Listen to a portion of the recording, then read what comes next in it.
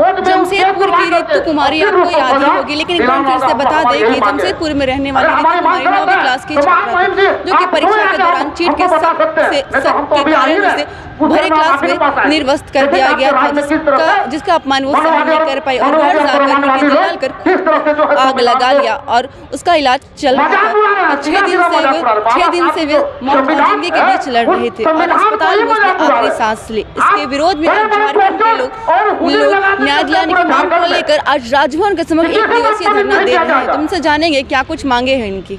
आप भी एक महिला है और क्या कहेंगे कि एक लड़की के साथ उसे निर्वस्त करके उसका चेक किया जाता है, क्या कहेंगे इस पर? यही तो दुर्भाग्य है हमारे भारतवर्ष में, जहाँ हमारे भारतवर्ष में महिलाओं का पूजा होती है, महिलाओं का पैर पूजा जाता है। घूंघट की प्रथा थी पहले। लोग बोलते हैं कि भारतवर्ष में नारी को देखना, मान सम्मान देखना है तो भारतवर्ष में आ। उस देश में, उस भारत देश में हमारी बेटियों को नंगा किया जा रहा है, वो भी एक महिला के हाथों। ये बहुत ही घिनौना चीज़ है और हम ये महसूस करते हैं कि ये इस कृत्य के लिए क्षमा नहीं किया जा सकता है। कहीं ना कहीं प्रधानमंत्री हमारे मोदी जी का जो नारा है, बेटी बचाओ बेटी पढ़ाओ, बेटी पढ़ाओ, इस नारा को झूठ साबित किया जा रहा है। आज बेटी जब पढ़ रही है तो उसे मानसिकता, कुकृत्य मानसिकता के तहत उसे नंगा किया जा रहा है, ताकि अन्य बेटियां हिम्मत ना कर सके कि मुझे पढ़ना है। स्कूल जाने पर अगर ये सज़ा मिलेगी तो आने वाली पीढ़ी क्या सीखेगी कि मैं स्कूल जाऊंगी, टीचर के हाथों नंगा की जाऊंगी। उसके साथ बहुत घोर अन्याय हुआ है ऋतुमुखी के साथ। अब हम मांग करते हैं केंद्र सरकार और राज्य दोनों सरकार से कि उसे सही मुआवजा मिले, कम से कम पीड़ित परिवार को एक ज़मीन मिल जाए। कुछ जो बहुत ही दयनीय स्थिति में जी रहे हैं उन्हें एक ज़मीन मिल जाए, 50 लाख मुआवजा मिल जाए, ताकि उन लोगों का कुछ भी अच्छा गुजारा हो सके। देखिए, ये गूंगी और बहरी सरकार से हम रिक्वेस्ट करना चाहते हैं कि अभी भी आपके पास समय है, आ जाइए लाइन पे। आपका बहुत बड़ा नारा आ रहा था बेटी बचाओ बेटी पढ़ाओ, तो मतलब एक आँख में सुरमा एक आँख में काजल नहीं चलेगा।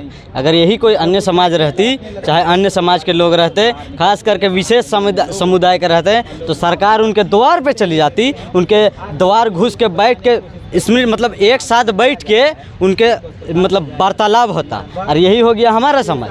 हमारा समाज उतना जागरूक नहीं है, हमारा समाज उतना एक्टिव नहीं है, इसीलिए उनका क्या है 20,000 रुपया दे के अपना पल्ला झाड़ लिए। तो हम उससे इतना ही कहना चाहते हैं, आपको भैया लाख रुपया मिलता है, 20,000 रुपया निकाल पाते हैं? आपके पास मुख्यमंत्री का फंडिंग है, विधायकों का फंडिंग है, उसमें से कुछ भी दे सकते थे हैं? आप 20,000 दे के क्या बताना चाहते हैं कि मतलब एक विशेष मतलब शोषित पीड़ित समाज है, इसीलिए 20,000 दे के हम लोग निपटा देंगे और अपना काम कर लेंगे क्या हैं? देखिए, ये सरासर नहीं चलेगा। अभी सरकार गिरने वाली है। और एक बात आप लोगों को बताते चले कि हाँ, ये जो सरकार है इसके पीछे जैसे ईडी दौड़ने लगता है तो ये तुरंत हाँ हम झारखंडी है तो हम ये करेंगे, फलना ढेकाना करेंगे, और ईडी नहीं रहता है तो चुपचाप रहता है, मौन आदमी है, मतलब गूंगा एकदम सरकारें है। इसको हम कुछ नहीं कर सकते। इतने कहते हैं भैया अभी भी समय है, हम लोग का समाज का कीजिए, नहीं तो फिर हम लोग जब आने एकजुट होकर एकत्रित होकर अपना समाज को लेते आने लगेंगे तो फिर भैया मुश्किल हो जाएगा।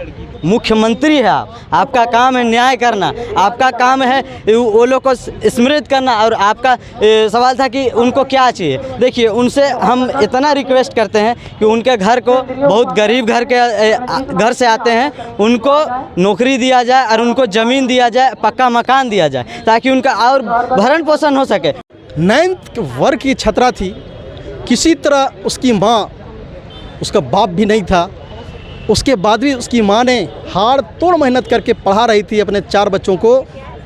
और ऋतुमुखी होनहार थी, लेकिन कुत्सित मानसिकता की परिचायक जातिवादी शिक्षिका ने उसे शक में, चीट पूर्चा के शक में निर्वस्त कर दिया भरी क्लास में।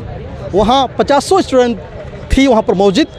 साथ साथ उस स्कूल में उस दिन वैक्सीनेशन चल रहा था, पूरे मैदान में लोग देख रहे थे। इस कृत्य को वो बर्दाश्त नहीं कर सकी, भरी क्लास में बेइज्जती महसूस हुआ उनको, और घर जाकर तेल छिड़क कर आत्महत्या करने का कोशिश किया। तुरंत आनंद फानन ने उनके परिजन TMH में भर्ती किया, नहीं MJ में भर्ती किया।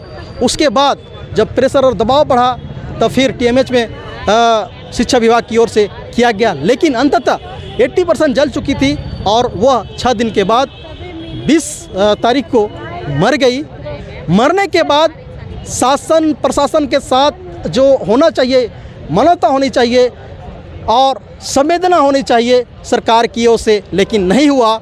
और सहयोग राशि जो देना चाहिए था, मात्र खाना पूर्ति हुआ। इसलिए ऐसा हुआ क्योंकि ये दलित शोषित पीड़ित की बेटी है, इसके पीछे कोई नहीं है, इन लोग का संगठन भी नहीं है, इसका आवाज़ उठाने वाला कोई नहीं है। इसलिए 20,000 दे दो और उसको मुंह बंद करा दो। ये सोचकर वहाँ के जो सरकार के मंत्री है, बन्ना गुप्ता स्वास्थ्य मंत्री है, उन्होंने जाकर 20,000 देने का घोषणा किया है। साथ साथ एमजीएम में आउटसोर्सिंग क्या होता है, जब तक काम है तब तक, उसके बाद खत्म।